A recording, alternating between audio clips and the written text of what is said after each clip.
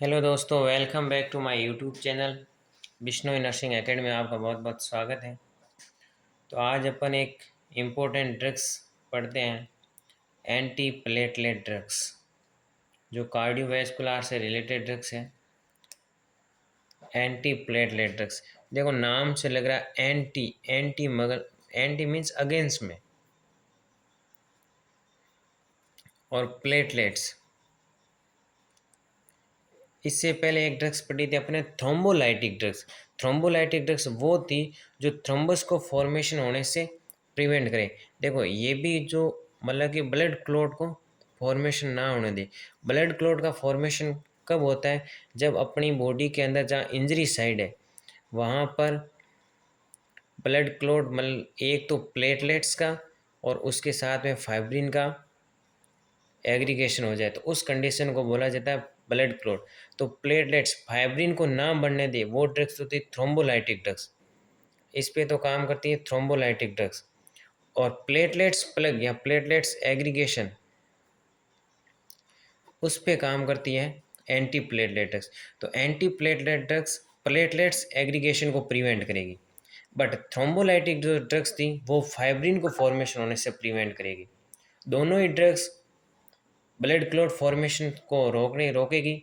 अब एक ड्रग्स इस पे काम करेगी और ये जो ड्रग्स होगी वो प्लेटलेट्स एग्रीगेशन पे काम करेगी। प्लेटलेट्स का एग्रीगेशन कैसे होता है, इससे प्रीवियस वीडियो के अंदर अपन ने डिटेल के अंदर डिस्क्रिप्शन कर रखा है, जैसे कि ब्लड क्लॉट फॉर्मेशन 3 अलग अलग फेजेस के दौरान होता है, उसका पूरा वीडियो देख ले। अब अब अपन बात करते हैं एंटी प्लेटलेट ड्रग्स। तो ऐसी ड्रग्स जो प्लेटलेट्स एग्रीगेशन को प्रिवेंट करने, मतलब कि anti platelet drugs, antiplatelet drugs are help the prevent blood clot by inhibiting platelets aggregation। मतलब ऐसी ड्रग्स जो ब्लड क्लॉट को बनने से रोके, प्रिवेंट करे। अब कैसे प्रिवेंट करेगी? ब्लड क्लॉट के अंदर कितनी होती है? एक तो प्लेटलेट्स स्प्रेग का इवेंट होता है और एक फाइब्रिन का इवेंट होता है। तो ये प्लेटलेट्स एग्रीगेशन को इनिबिट करेगी, प्लेटलेट्स एग्रीगेशन को नहीं बढ़ने देगी। Then next point, they are commonly used in decrease the risk of stroke। ये स्ट्रोक की रिस्क को कम करती हैं। इसके अलावा हार्ट अटैक, अगर हार्ट अटैक होने के चांस रह रहे हैं उसको, and other cardiovascular event, other cardiovascular events के रिस्क को कम करती है। तो ये ड्रग्स एक तो स्ट्रोक के लिए यूज होती है, हार्ट अटैक, अगर किसी कोरोनरी आर्टरी ब्लॉकेज की वजह से हार्ट के पास ब्लड सप्लाई नहीं हो रही तो उसको भी प्रिवेंट करती है। देन कार्डियोवैस्कुलर इवेंट्स को भी प्रिवेंट करती है। इसके अलावा most of the drugs, antiplatelet drugs जो होती हैं वो किसके लिए यूज करती हैं? This drugs use of prophylaxis in thromboembolic thromboembolic एम्बोलिक disorder. ये जो ड्रग्स होती है वो थ्रोम्बो एम्बोलिक डिसऑर्डर के लिए प्रोफाइलैक्सिस के रूप में यूज हो सकती है। जैसे थ्रोम्बो एम्बोलिक, पहले बताया कि जो क्लोट होता है वो तो मूवमेंट नहीं होता है, बल्कि वो एक जगह रहेगा, लेकिन जो एम्बुलस जो होगा, एम्बुला ही होगा, वो एक जगह से दूसरी जगह ब्लड के अंदर सर्कुलेट होता है। तो थ्रोम्बो एम्बोलिक मतलब कि जो एक जगह से दूसरी जगह पर जो मूवमेंट हो सकते हैं, जो सर्कुलेट हो सकते हैं, उनके लिए प्रोफाइलैक्सिस के रूप में यूज होती है, मतलब उसके पहले के लिए यूज हो सकती है। तो ये इंट्रोडक्शन था। Anti platelet drugs mostly platelets aggregation को प्रिवेंट करती है एंड ब्लड क्लॉट फॉर्मेशन नहीं होने देती। मोस्ट ऑफ द ड्रग्स ये स्ट्रोक के लिए यूज होती है, heart attack and other cardiovascular events के लिए यूज होती है। सेकंड, ये जो ड्रग्स होती है वो प्रोफाइलैक्सिस रूप में यूज होती है, थ्रोम्बो एम्बोलिक डिसऑर्डर के रूप में यूज होती है। अब अपन पढ़ते हैं इस ड्रग्स का क्लासिफिकेशन, कि इस ड्रग्स के अंदर कौन कौन सी ड्रग्स आती हैं। क्लासिफिकेशन, तो क्लासिफिकेशन के अंदर क्या होता है, इसके अंदर मोस्ट ऑफ दी जो ड्रग्स यूज होती हैं वो होती हैं aspirin. Aspirin it is a important drugs of the anti platelet drugs, जिसकी डोज होती है 50 to 100 mg पर डे। इसके अलावा सेकेंड ड्रग्स होती हैं डाइपाइरिडामोल। डाइपाइरिडामोल इसकी डोज होती है 50 mg, टीडी रूप में दी जाती है दिन में 3 बार। नेक्स्ट आती है टिक्लोपिडिन। इससे नेक्स्ट आती है क्लोपिडाग्रेल, क्लोपिडाग्रोल, और एक लास्ट आती है क्लिस्टाजोल। ये ड्रग्स इसके अंदर आती है, एस्प्रिन, डाइपाइरिडामोल, टिक्लोपिडिन, क्लोपिडोग्रेल एंड क्लिस्टोजेल। ये ड्रग्स इस एंटी प्लेटलेट ड्रग्स के अंदर आती है, जिनको ट्रिक के रूप में यहाँ पे किसी फॉर्म में याद करनी पड़ती है। अब इन ड्रग्स का अलग अलग मैकेनिज्म ऑफ एक्शन है। अब ये क्लासिफिकेशन हो गया। नेक्स्ट अपन पढ़ते हैं mechanism of action. Mechanism of action पढ़ते हैं सबसे पहले एस्प्रिन ड्रग्स का। एस्प्रिन ड्रग्स का मैकेनिज्म ऑफ एक्शन क्या है, कि ये जो ड्रग्स होती है एस्प्रिन, वो क्या करती है, इनिबिट द, इस ड्रग्स का क्या करती है, देखो सबसे पहले ये पूरी ड्रग्स क्या करेगी, प्लेटलेट्स एग्रीगेशन को प्रिवेंट करेगी। अब प्लेटलेट्स एग्रीगेशन कैसे, कि ये ब्लड क्लॉट की सेकेंड फेज है, जिस दौरान क्या होता है कि प्लेटलेट्स का इंजरी साइट के ऊपर एग्रीगेशन होता है। तो एक जैसी प्लेटलेट्स वहाँ पे आई तो वो क्या करती है, कुछ केमिकल का सीक्रेशन करती है। कुछ केमिकल होते हैं जैसे थ्रोम्बेक्सोन हो गया, कॉक्स फर्स्ट एंजाइम्स हो गया जो थ्रोम्बेक्सन का फॉर्मेशन करता है। इसके अलावा फॉस्फोडाइएस्टर एंजाइम्स हो गया, एडी हो गया, एडिनोसिन डाइफॉस्फेट। इन केमिकल जो होते हैं वो केमिकल अपने अदर प्लेटलेट्स को अट्रैक्ट करते हैं। हालांकि प्लेटलेट्स एग्रीगेशन के अंदर इन केमिकलों का अलग अलग रोल है और इम्पोर्टेंट रोल है, जैसे कि पीडीए फॉस्फोडाइएस्टर हो गया, एडिनोसिन डाइफॉस्फेट हो गया, इसके अलावा थ्रोम्बेक्सोन हो गया। तो इनका क्या होता है, अलग अलग फॉर्मेट, अलग अलग इस प्लेटलेट्स एग्रीगेशन के अंदर रोल है। तो ये जो एस्प्रिन ड्रग्स क्या करेगी, ये जो ड्रग्स होगी वो किस प्रकार से एक्शन करेगी। अब इनका मेन मोटो तो क्या है कि प्लेटलेट्स एग्रीगेशन को प्रिवेंट करना। तो ये कैसे प्रिवेंट करेगी, तो इनिबिट द साइक्लो ऑक्सीजनेस, यानी साइक्लो फर्स्ट, शॉर्ट फॉर्म में देखा जाए तो COX first enzyme, cyclooxygenase first या कॉक्स फर्स्ट एंजाइम से जो होता है उसको इनिबिट करती है।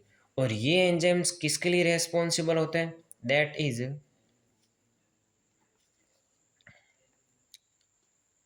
That is formation of थ्रोम्बेक्सोन, थ्रोम्बेक्सोन। तो ये थ्रोम्बेक्सोन के लिए रेस्पॉन्सिबल होता है। और थ्रोम्बेक्सोन एक तरह का केमिकल कंपाउंड है, इट इज केमिकल कंपाउंड,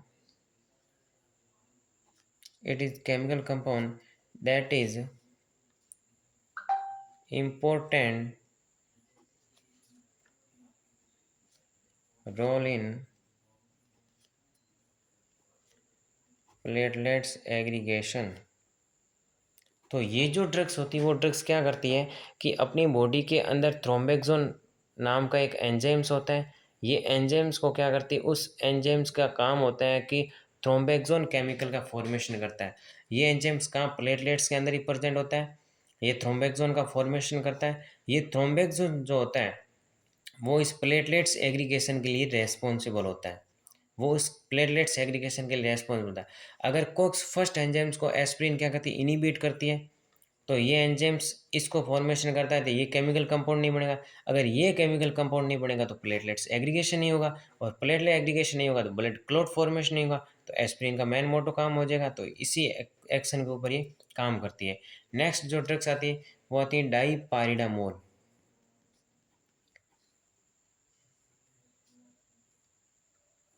डाइपाइडामोल, ये डाइपाइडामोल ड्रग्स क्या करते हैं, ये भी एक एक एंजाइम्स रेस्पॉन्सिबल होता है प्लेटलेट्स एग्रीगेशन के लिए, जिसका नाम है फोस्फो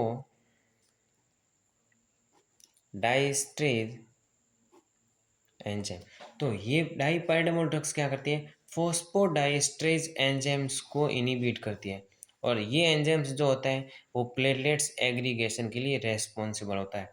तो dipyridamole drugs is inhibit the phosphodiesterase enzymes which is responsible for the platelets aggregation. तो ये इस फोस्फोडाइस्ट्रेज एंजाइम्स को इनिबिट करती है, और ये एंजाइम्स क्या काम करता है, प्लेटलेट्स एग्रीगेशन के लिए रेस्पॉन्सिबल होता है। इससे नेक्स्ट जो ड्रग्स आती है जिसका नाम है क्लोपिडाग्रिल एंड टिक्लोपिडिन, ये भी दोनों एंटी प्लेटलेट ड्रग्स है। तो ये किसके एक्शन पर काम करती है, कि ये भी, अब मेन सभी ड्रग्स का मोटो क्या है कि एंटी प्लेटलेट, जो प्लेटलेट्स प्लग फॉर्मेशन हो रहा है उसको इनिबिट करना।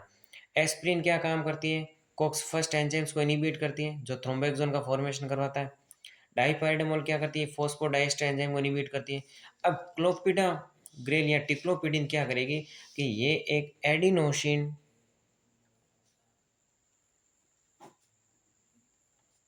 डाइफॉस्फेट, ये एडिनोसिन डाइफॉस्फेट जो एंजाइम्स है उसको इनिबिट करेगा, ये इस एंजाइम्स को इनिबिट करेगा। अब मेन से भी, अब ये इनिबिट क्या, ये एंजाइम्स क्या काम करता है, प्लेटलेट एग्रीगेशन के रेस्पॉन्सिबल होता है। तो इनका ये अलग अलग एक्शन है। एस्प्रिन कॉक्स फर्स्ट एंजाइम्स को इनिबिट करती है, डाइपाइडामोल फॉस्फोडाइस्टर एंजाइम को इनिबिट करती है, देन क्लोपिडाग्रिल या टिक्लोपिडिन ये एडिनोसिन डाइफॉस्फेट को इनिबिट करती है। इसके बेसिस पर ये अपना काम करती है। अब अपन इन ड्रग्स के, अब सबसे पहले इंट्रोडक्शन पढ़ा, क्लासिफिकेशन पढ़ा। अब अपन इन ड्रग्स का पढ़ते हैं थेरापूटिक यूज, कि मोस्ट ऑफ द ये ड्रग्स किसके लिए यूज होती है। थेरापूटिक यूज के अंदर क्या होगा, कि अब इस ड्रग्स का इंडिकेशन, कि किस किस के लिए अपन इस ड्रग्स को यूज कर सकते हैं। तो सबसे फर्स्ट इस ड्रग्स को कहाँ अपन यूज कर सकते हैं, prophylaxis, prophylaxis of thrombo एम्बोलिक event, thrombo एम्बोलिक event, prophylaxis of thrombo एम्बोलिक event, मतलब कि जैसे एम्बुलस हो गया, अब वो ब्लड वेसल्स के अंदर क्या होगा, जैसे एम्बुलाई वो होता है जो कलर क्लोट का ही एक फॉर्मेट है, बट ये सर्कुलेट होगा। जैसे कि यहाँ पे ट्रेप हो रखा है, अब यहाँ पे इसका फॉर्मेशन होगा एम्बुलेंस का, तो ये कुछ टाइम के बाद में यहाँ पे चला जाएगा, मतलब ये बॉडी के अंदर सर्कुलेट होगा। तो उसके लिए प्रोफाइलेक्सिस यूज होती है। अगर इस ड्रग्स को देने के लिए क्या हो जाएगा, डिजोल्व हो जाएगा, तो वापस ब्लड सर्कुलेशन इंप्रूव हो जाएगा। तो एक इसके लिए यूज होती है। इसके अलावा peripheral vascular event, second use है पेरीफेरल वेस्कुलर डिजीज, मतलब कि जो पेरीफेरल वेस्कुलर डिजीज है, जैसे पेरीफेरल पार्ट के अंदर जितनी भी, जैसे कि लेग वगैरह की जो वेन होती है, जिसके अंदर कौन सी आती है, DVT, deep vein, DVT deep vein thrombosis, जो लेग वगैरह की जो वेन होती है, जो वापस अपना वीनस रिटर्न जब हार्ट के पास में लाती है, तो उसको ग्रेविटेशनल फोर्स के अगेंस्ट में लाना होता है, और उस दौरान अगर उसकी वेन के अंदर किसी भी टाइप का कोई प्लेटलेट्स का फॉर्मेशन हो रखा है, तो उस दौरान अपन ये ड्रग्स यूज़ करते हैं ताकि उस प्लेटलेट्स को डिजोल्व कर सके और वापस से वीनस रिटर्न प्राप्त हो सके अपने को हार्ट के अंदर। तो उसको बोलते हैं डीवीटी, लेग वगैरह की वेन के अंदर देखने को मिलेगा। तो पेरीफेरल वेस्कुलर डिजीज, इसके अलावा अपन एमआई के लिए यूज़ कर सकते हैं मायोकार्डियल इन्फाक्शन, हार्ट के अंदर कोरोनरी आर्टरी जब ब्लड सप्लाई करती है तो उसके अंदर प्लेटलेट्स एग्रीगेशन हो जाता है, तो उस दौरान अपन ये ड्रग्स यूज़ करते हैं ताकि उनको प्लेटलेट्स को डिजोल्व कर सके। इसके अलावा एंजाइना पेक्टोरिस, ये भी सेम कंडीशन है कि हार्ट के पास में प्रॉपर रूप के अंदर ब्लड सप्लाई नहीं हो पाती, जिसकी वजह से हार्ट काम करना बंद कर देता है। इस कंडीशन के अंदर क्या होता है, हार्ट अटैक आने के चांस रहते हैं। तो हार्ट अटैक के लिए भी अपन ये ड्रग्स यूज कर सकते हैं। एक स्ट्रोक के लिए भी यूज कर सकते हैं, और वो भी कौन सा, इच्छेमिक, इच्छेमिक स्ट्रोक, मतलब कि अगर कैरोटिड आर्टरी और इन पेरिफेरल आर्ट, कैरोटिड आर्टरी और कौन सी ब्लड सप्लाई करती है ब्रेन को, वर्टिब्रल आर्टरी, इन दोनों आर्टरी के अंदर किसी भी प्रकार कोई ब्लॉकेज आ जाता है तो स्ट्रोक की कंडीशन हो जाती है, और उस स्ट्रोक को प्रिवेंट करने के लिए अपन ये ड्रग्स यूज़ कर सकते हैं, ताकि वापस से क्या हो सके, अपना ब्लड सप्लाई इम्प्रूव हो सके। इनके लिए यूज़ हो सकते हैं। इसके अलावा कोरोनरी एंजियोप्लास्टी के लिए भी अपन ये ड्रग्स यूज़ कर सकते हैं। कोरोनरी एंजियोप्लास्टी कैसे? जैसे कि कोरोनरी एंजियोप्लास्टी एक तरह का प्रोसीजर होता है। इस दौरान क्या होता है कि अपनी जैसे हार्ट को ब्लड सप्लाई करती है, जैसे कोरोनरी आर्टरी।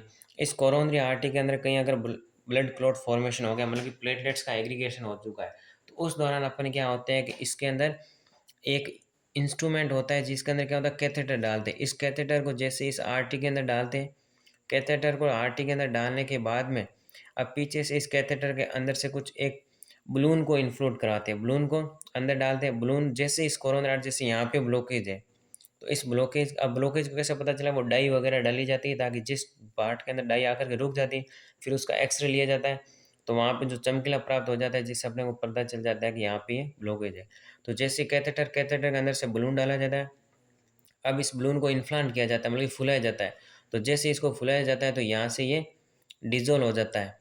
यहाँ जैसे इसका डायमीटर अब छोटा हो रखा था, तो जैसे इसके अंदर बलून डालेंगे तो वो डायमीटर वापस क्या हो जाएगा, फूल जाएगा, डायमीटर बड़ा हो जाएगा और ये क्लॉट डिज़ोल्व हो जाएगा। अब ये वापस से इसको डायमीटर है वो पहले की तरह नॉर्मल कर देगा, और फिर उसके बाद में एक स्टंट लगाया जाता है ताकि वापस ये फ्लेक्सिबल नहीं हो। उसका इस टाइप का इंस्टंट लगाया जाता है। कुछ जालीनुमा स्ट्रक्चर बनाई जाती है जिसके अंदर ब्लड फ्लो वापस करे। तो इन स्टंट के अंदर किसी भी प्रकार का क्लॉट का फॉर्मेशन नहीं हो, इसके लिए अपन ये ड्रग्स यूज करते हैं। तो कोरोनरी एंजियोप्लास्टी में इसीलिए यूज करते हैं ताकि स्टंट के अंदर जो अपने स्टंट डाला है, जालीदार स्ट्रक्चर डालिए, तो उसके लिए अपने ये स्टंट के अंदर प्लेटलेट्स एग्रीगेशन नहीं हो, इसीलिए अपन ये एंटी प्लेटलेट ड्रग्स को यूज करते हैं। तो ये इनका थेरापूटिक यूज़ था, इसलिए अपन ये यूज करते हैं। इसके अलावा बात करते हैं अपन किस किस के लिए एडवर्स इफेक्ट है, इस ड्रग्स का क्या क्या एडवर्स इफेक्ट आ सकता है, अपन उस चीज़ को देखते हैं। एडवर्स इफेक्ट के अंदर सबसे फर्स्ट एडवर्स इफेक्ट अपन सभी को पता है कि क्या हो सकता है, ब्लीडिंग या फिर हेमरेज, हेमरेज हो सकता है।